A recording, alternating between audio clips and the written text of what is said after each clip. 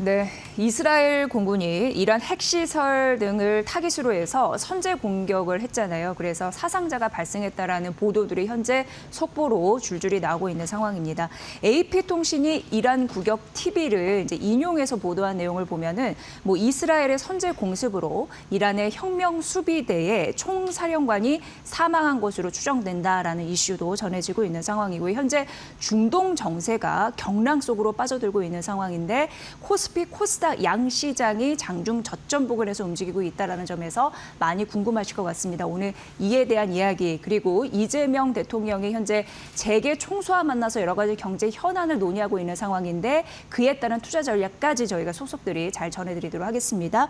자, 제 옆에 차영주 IS의 경제연구소 소장 나와 계십니다. 어서 오십시오. 안녕하십니까? 네. 소장님 어떻게 보면은 이스라엘이 굉장히 예상보다 빠르게 지금 치고 있는 상황입니다. 이란 공격을 감행을 하면서 지금 이게 테헤란의 수도, 그렇죠. 예, 이란의 수도 테헤란에 이제 공격을 한 거잖아요. 그래서 실상 이거 중동 전쟁으로 가는 것이 아니냐라는 불안감은 깔려 있습니다. 어떻게 보십니까? 그러니까요. 지금 갑자기 뜬금없는 포격 소식이 들렸다라고 말씀드릴 수가 있겠습니다. 이스라엘 내에서 우리가 이제 가자 지구에 있어서의 그런 부분들인데 이제 이스라엘이 그런 부분들에서 시리아라든지 또 이란을 공격한다라든지 이런 부분들이 있었습니다. 근데 지금 이제 가자 지구에 대한 부분들이 수면 아래로 내려온 상태 아니겠습니까? 갑자기 이제 이스라엘 공군이 이란을 타격했다라고 말씀드릴 수 있겠죠. 이게 이제 공군이 갈 수밖에 없었던 것이 두 나라가 붙어 있는 게 아닙니다. 두 나라 사이에 이제 시리아라는 이제 나라가 있기 때문에 그 나라를 이제 영공을 통과해서 이것을 이제 타격을 했다라고 말씀드릴 수 있겠죠. 근데 중요한 것은 이제 이란의 이제 다음 반응인 것 같습니다. 일단 지금 조금 전에 이제 벌어진 일이니까 이란은 지금 시간으로 이제 밤 아니겠습니까? 과거 같으면 이란이 이제 미사일을 발사한다라든지 말씀드린 것처럼 비행기를 발주하는 것보다 미사일 발사가 더 빠르니까요.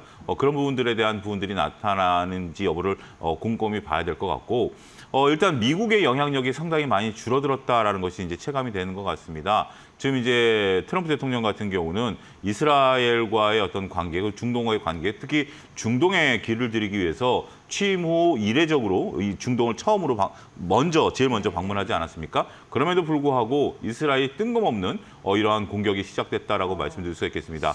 자, 정리하자면 이렇습니다. 지금 이란이 이제부터 시작은 이란이 과연 여기에 참전하느냐, 반응하느냐. 그다음에 이란이 반응하게 된다라면 우리가 소위 말해서 시아파가 이제 들어가게 되기 때문에 그러면 사우디가 참여하느냐, 이게 이제 관건이 될 것 같아요. 자, 두 가지입니다. 첫 번째는 이란이 반응하느냐, 그다음에 사우디가 참전하느냐고 그게 없다라면 현재 지금 이 리스크는 일회성으로 끝날 가능성도 현재로서는 배제할 수 없다. 미국이 아마 발빠르게 움직이지 않을까. 미국 입장에서는 지금은 전쟁을 선호하지 않는다라는 점을 명확히 인식해야 될 것 같습니다. 네, 지금 중요한 그 두 가지 줄기를 이제 봐야 된다라고 말씀을 해주셨는데 이란 안보 소식통이 이스라엘의 혹독한 반격을 지금 계획 중이다고 로이터가 현재 보도를 하고 있는 상황이거든요. 어쨌든 지금 이란이 보복에 나설 가능성도 우리가 하나 좀 생각을 해봐야 되고 그리고 한 가지 더 말씀드린다면 이제 15일 미국과 이란의 6차 회담이 파행될 가능성 이런 부분을 좀 봐야 되는데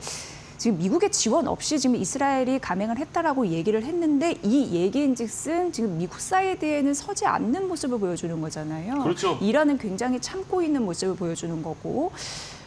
그거에 대해서 조금 더 부여점을 일단 지금 보면 저도 어제 뜬금없이 이제 제 HTS에 이제 속보들이 올라오잖아요. 미국 측에서 이제 이란에 주둔하고 있는 이제 미국 자국민들이 아직 있지 않습니까? 이분들 특히 중동에 있는 이제 미군들의 가족들을 이제 원한다면 본국으로 올 수 있게 그런 뉴스가 떴었어요. 그래서 중동 문제가 왜 뜬금없이 그런 뉴스가 나왔냐라고 보니까 이게 아마 예후가 있었던 것 같아요. 그러니까 지금 드는 생각으로 이제 그런 건데 이게 제 개인적인 내피셜인데 일단 지금 현재 말씀하신 것처럼 이란이 많이 참고 있습니다. 이제 우리가 이스라엘이 그 가자 문제에 있어서 시리아까지 타격을 했었음에도 불구하고 우리가 이제 이란도 타격했는데 이란이 한 번도 반응을 안 했잖아요. 근데 중요한 것은 뭐냐면 우리가 보복을 할 것이다라는 것들은 이게 설전을 그러니까 말로 하는 것들이 있다라면 실질적으로 저는 행동으로 옮길 가능성은 지극히 낮다. 지금 이스라엘이 이란을 때릴 때도 내가 때릴 것이다라고 얘기하지 않고 선제 공격으로 해버린 거 아니겠습니까? 맞받아치지 않았다라는 것은 이 부분에 있어서 이란이 지금 많이 참고 있다. 두 가지인데요. 하나는 미국과의 관계 개선을 꾀하고 있는, 말씀하신 것처럼 만약에 이란이 여기서 이스라엘을 이제 타격을 하게 된다라면 어떻게 보면 정당방위죠. 정당방위임에도 불구하고 미국과의 어떤 회담은 물 건너갈 가능성이 있기 때문에 그러한 인내력. 두 번째는 지금 이란 경제가 굉장히 안 좋습니다. 네. 이란 경제가 안 좋기 때문에 더군다나 지금 이스라엘과 이란은 전면전을 하기가 어려워요.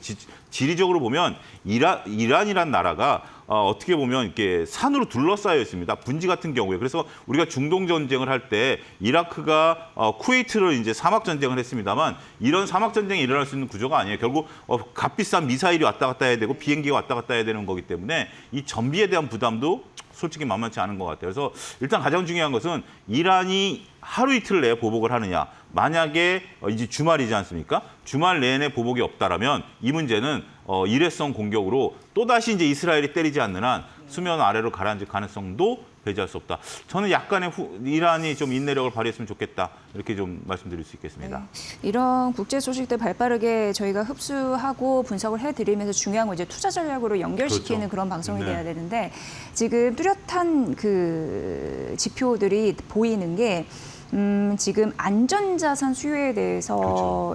지금 미국 국채 상승하고 있는 상황입니다. 요게 하나 궁금하고 우리나라 환율이 장한 때 10원 정도가 상승을 했습니다. 지금 한 8원 정도 오르고 있는 1,365원 선을 가리키고 있다라는 점, 이 부분도 하나 있고요. 그리고 저희가 앞서서 마켓나우 2부에서 이스라엘과 이란의 그 중동 분쟁을 말씀드리면서 그 안에 그 정유주 튀는 그런 그 투자 전략, 그 포인트 이런 부분들도 있었거든요. 하나하나 풀어보도록 하겠습니다. 미국 국채 이 부분 좀 어떻게 보십니까? 예, 일단 지금 현재 전쟁이 난다라는 것은 갑자기 이제 시장에 가장 발빠른 것은 국채와 환율이겠죠. 예. 특히 이제 국채 같은 경우 이제 안전자산에 대한 선호 현상이 발빠르게 일어날 수밖에 없겠죠. 특히 이란을 건드렸다라는 것이 우리가 잠자는 사자의 코털을 건드린 거 아니야?라는 부분들이죠. 가자지구 건드린 거와는 차원이 다른 부분들이기 때문에 그러한 부분들 때문에 안전자산에 대한 선호 현상으로 채권에 대한 선호가 이제 나타나면서 이러한 것들이 이제 일시적으로 반응했다라고 볼 수 있겠습니다. 근데 이제 이게 지금 미국 시장 같은 경우는 이제 밤이지 않습니까? 네. 밤이기 때문에 반응할 수 있는 것은 채권밖에 없는 상황이에요. 근데 안타깝게도 참 이러한 어떤 글로벌, 제가 어느 경제평론가님 그런 말씀을 하신 거가 지금 들으면 상당히 명언이다라고 생각하는 게 꼭 중요한 건 주말에 나타나는 것 같아요. 하다못해 이제 미국 은행이 파산하는 것도 주말이고 지금 전쟁도 우리 시간으로 주말로 들어가는 거 아니겠습니까? 그런 형국이기 때문에 참 대응하기 어려운 것 같아요. 그런 상황에서 지금 일단 미국 같은 경우도 미국 이제 금요일 하루가 더 남아 있긴 합니다만 또 바로 또 이제 그 주말로 이제 들어가다 보니까 현재 지금 채권 시장이 빠르게 반응하고 있는 것들이 아니겠나. 그래서 수익률이 이렇게 급등하는 것이 아니겠나. 수요가 늘어나니까 이제 급등하는 거죠. 그런 부분들이 나타나고 이런 것들이 현재 지금 원화가 이제 달러 강세로 나타나면서 우리 원화 약세가 나타난다라는 거죠. 상대적으로 지금 우리 이제 그 환율 같은 경우 미국 달러화에 이제 연동돼 있는 부분들이 상당히 높죠. 미국 채권이 올라가게 되면 달러 인덱스가 따라 올라갈 수밖에 없는 거고 그러한 부분들이 우리 원화 약세. 그래서 1,350원, 1,360원까지 튈 수밖에 없는 그런 요소가 아니었나 이렇게 좀 말씀드릴 수가 있겠습니다. 네. 지금 뭐 국제 유가가 급등하면서 뭐 10% 급등하고 네. 지금 동반해서 아시아 증시가 약세 흐름을 네. 보이면서 우리 증시 역시 지금 장중 최저점에 지금 보이고 있다는 점 말씀드리고요. 환율 그리고 미국 국채까지 좀 말씀드렸고 그 안에서 이걸 호재로 받아들이는 건 이제 정유주 오늘 줄줄이 네. 이제 상한가 간 네. 흐름들이 있었는데 그렇다면 이거는 어떻게 우리가 투자 전략을 세워야 좀 올바를까? 과거의 학습 효과를 비추어 봤을 때는요. 학습 효과로 비춰본다라면 결국 이제 확전되느냐 여부가 이제 지속적 여부로 이제 볼 수가 있겠죠. 네. 특히 이제 오늘 같은 경우 시장이 어제 이제 선물옵션 동시 만기일 이후에 특별히 이 뉴스가 이전만 하더라도 매매거리가 좀 별로 없었어요. 그러니까 어저께까지만 하더라도 가는 애들이 가는 그런 형국이었습니다만 오늘 아침에 장이 딱 열렸을 때 색깔이 벌써 확 바뀐 거 아니겠습니까? 네. 뭐 외국인들 같은 경우 이제 자동차를 산다라든지 기관 같은 경우는 이제 전체적으로 봤을 때 뭐 하나에어로를 산다라든지 이런 어떤 부분들이 좀 있었죠.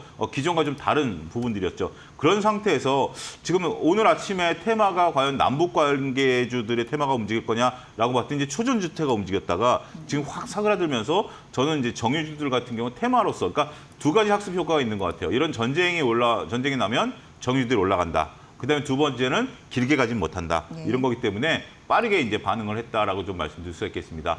저는 오히려 그 이 부분에 있어서 볼 때라면 보다 안전성을 좀 답보한다면 정유주보다는 방산주가 더 나을 것 같아요. 왜냐하면 방산주 같은 경우는 이 뉴스가 만약에 이란이 여기에 참전을 안 한다 하더라도 다른 나라들 같은 경우도 방위비를 계속 진행하고 트럼프 대통령 같은 경우도 캐나다가 지금 GDP 2%까지 한다라는 거 아니겠습니까? 이런 건 압박을 더욱더 강화시킬 가능성이 있겠죠.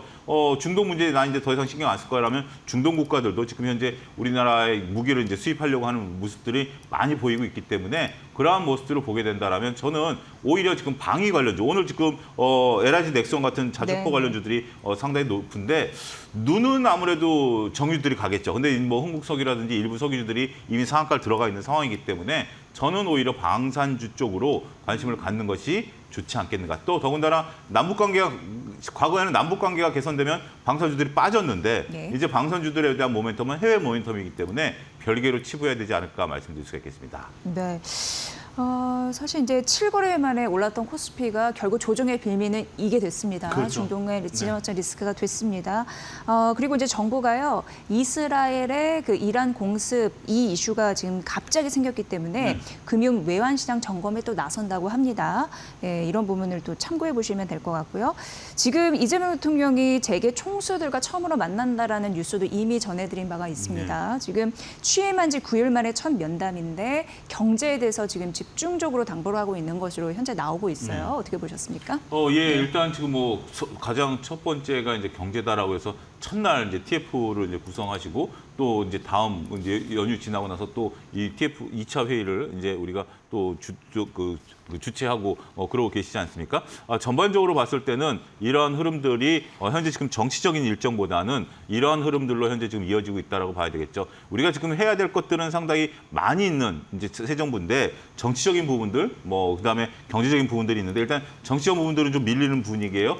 이제 나중에 할 것으로 보고 있고 경제적인 부분들인데 더군다나 기회가 좋은 것 같아요. 지금 이제 취임 이후에 가장 빠르게 해외 순방을 가시게 되는 게 이제 G7 회담에 이제 가는 거 아니겠습니까? 캐나다에서 열리는 G7 회담에 가는 건데 거기서 이제 트럼프 대통령과 자연스럽게 조우가 가능할 것으로 보고 글로벌 이제 주요 대통령 이제 정상들과 이제 안면을 이제 트게 되는데 여기서 이제 통상 협력과 관련된 부분들에 있어서 과거와 좀 다른 행보를 보이고 있다라는 거죠. 아무래도 관이 주도하는 부분들도 있긴 하겠습니다만 민간 부분들에 대한 총수들을 만나서 그 얘기를 듣는다라는 것은 결국 경제 활성에 방점을 찍는다라는 거죠. 따라서 이것이 지금 G7에 관련돼서 그냥 넘어가는 행사가 아니라 지금 현재 추경도 현재 지금 30조 정도 예상을 하고 있는 거 아니겠습니까?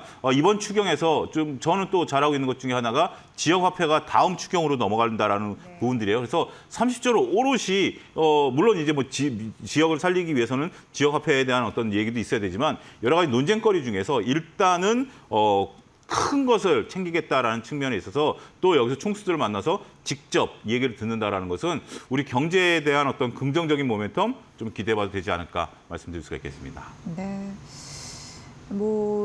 지금 예정대로 신규 대형 원전 2기와 또 SMR 1기 건설 부지 선정 공모에 착수한다라는 얘기도 있고 예전 우리가 이제 그 이재명 대통령이 후보 시절에 했던 그런 공약들을 이행하기 위해서 발빠른 행보를 보인다라는 생각이 일단 듭니다. 그리고 지금 15일 이제 캐나다에서 열리는 G7 정상 회의 같은 경우에도 다음 주 개최가 앞두고 있는 그렇죠. 상황인데 중동 이런 것도 좀 어떻게 빨리 좀 수습이 됐으면 좋겠는 바람은 있는데요. 제가 궁금한 거는 그러면 지금 주식을 담아야 될 때. 이런 조정의 빌미를 삶아서 그거에 대한 좀 명확한 답을 좀 듣고 싶습니다. 그렇죠. 결국은 이제 우리가 귀결이 결국 이런 상황에서 주식시장이 어떻게 돼야 되느냐는 거죠. 저는 이제 오늘 조정의 빌미가 그 중동 문제였었습니다만 울고 싶을 때 뺨 맞은 격이다라고 생각을 좀 해요. 그러니까 이제 저는 이제 어제부터 오늘 색깔이 좀 많이 바뀔 것이다라고 좀 얘기를 하고 다녔거든요. 뭐냐면 선물 옵션 동시 만기일이 지나고 나면 장의 색깔이 좀 바뀔 것이다. 더군다나 우리가 이재명 대통령이 당선이 되고 나서도 장의 색깔은 그대로였었거든요. 결국 누가 대통령이 될지 모르는 상황에서 외국인들이 6월 달에 포지션 변경을 만기일 전에 하기 어려웠으니까 이제 그런 부분들 이제 끌고 왔다라고 생각을 합니다. 그래서 그런 부분들 속에서 지금 제가 이제 보고 싶은 것은 정리하자면 새로운 색깔을 보자. 새로운 색깔은 자동차 관련주들 한번 보자. 지금 이제 오늘 같은 경우도 외국인들이 현대차라든지 이런 것들을 좀 이제 매수가 들어오고 있는 거 아니겠습니까? 미국 시장에서 테슬라가 빠졌음에도 불구하고 뭐 2차 전지는 조금 좀 쉬어가는 분위기예요. 근데 자동차는 상대적으로 2차 전지 빠지는 걸 비하면 굉장히 강한 흐름들이니까 이러한 모습들 외국인들이 이제 사고 있다라는 측면에서는 저는 모아가는 전략들은 여전히 유효하다라고 말씀드릴 수 있겠고 하이닉스가 지금 현재 거의 갭으로 뜨면서 그 강한 움직임을 좀 보이고 있어요. 따라서 그럼 삼성전자가 6만 전자 이하에서는 매력적이지 않느냐? 조금 안타깝게도 좀 뒤처지는 것 같아요. 여전히 하이닉스에 대한 부분들, 하이닉스를 봐야 되면 지금 현재 이재 기자가 말씀하신 것처럼 원전, SMR을 봐야 되면 두산 에너빌리티 같은 종목들 충분히, 그다음에 대한전선 같은 전선주들. 그러니까 지금은 우리가 어떠한 변화 속에서 카테고리를 잡는다라고 한다라면 자동차, 반도체, 원전, 전선 여기에 지금 오늘 이제 방산주들이 반응합니다만 방산주는 조금 이슈 쪽에 가깝다라고 봐야 되겠죠. 나쁜 건 아니에요. 근데 이제 새롭게 여기서 포트폴리오를 구성한다라면 당연히 방산도 들어가야 되긴 하겠습니다만 이러한 이슈에 따른 것을 제외하고 본다라면 제가 말씀드렸던 그런 톤으로 좀 가야 되는 것이 아니겠나라고 좀 말씀을 좀 드릴 수가 있겠고 그러다 보면 오늘 정유주들 같은 경우가 조금 아웃퍼폼하는 것이 모든 테마를 다 끌고 간 거니까 그 이후에는 조금 조정받을 가능성도 배제할 수 없다. 네. 방산주에서는 그러면 우리가 잘하는 걸 사야 되느냐? 드론 쪽을 또 한번 보셔야 될 필요도 있다라고 봐야 돼요. 왜냐하면 드론 같은 경우 우리가 이제 앞으로 이제 전쟁은 드론이 또 바꾸는 거 아니겠습니까? 따라서 휴니드라든지 퍼스텍 같은 종목들 오늘도 또 강한 흐름들 좀 보여주고 있는데 이러한 종목들에 대한 긍정적인 모멘텀도 앞으로 이어갈 가능성이 높지 않겠는가 말씀드릴 수 있겠습니다. 저는 오늘 시장을 보면서 여러 가지 리스크 때문에 떨어지고 있는 그러니까 조정의 비밀을 줬다라고 말씀드렸는데 그 안에서도 카카오페이의 급등세가 참 놀라운 것이 이건 정부 정책의 기대감이잖아요. 그러니까 신정부에 대한 디지털 자산에 대해서 그렇죠. 규제나 장벽을 굉장히 낮춰주는 흐름들이 지금 언급이 되고 있는 상황이고 그 원화 기반의 스테이블 코인 이런 부분으로 핀테크 기업들의 엄청난 문으로도 개방하는 듯한 느낌을 주는데 그런 의미에서도 우리가 좀 대비해야 될 부분이 분명히 있을 것 같다는 느낌적인 느낌 들거든요. 일단 단기간 많이 올랐다라는 것이 부담되는 건 첫 번째 사실이고요. 그다음에 이제 이 법안이 지금 이제 아직까지는 아니다라는 부분들. 그래서 저는 지금 따라가는 것은 조금 저는 이제 부담스러운 수준이 됐어요. 근데 지금 이제 장관들이 이제 곧 이제 임명이 되지 않겠습니까? 장관들이 임명이 되고 이제 인사청문회를 지나고 나면 한 8월부터는 대통령한테 업무 보고가 들어갈 것 같아요. 그러면서 각 부처에서 이 부분들이 이제 얼마큼 들어가느냐에 따라서 저는 그때 가서 좀 조정 시의 매수 관점으로 접근할 것이다. 이렇게 좀 정리하겠습니다. 네. 지금 중동 정세가 경랑 속으로 빠져들고 있는 와중에 그래도 신정부는 여러 가지 그 주식시장 활성화를 위해서 노력을 하고 있습니다. 상방 요인과 하방 요인이 같이 겹쳐져 있는 금요일 시장인데 주말에 또 어떻게 이게 전개될지도 굉장히 중요해서 저희 이데일리 TV는 발빠르게 내용 좀 전해드리도록 하겠습니다. 오늘 굉장히 궁금한 것이 많았는데 그 중심으로 잘 설명해 주셨습니다. 차영주 IS 경제연구소 소장과의 대담은 여기서 마무리하겠습니다. 잘 들었습니다. 감사합니다.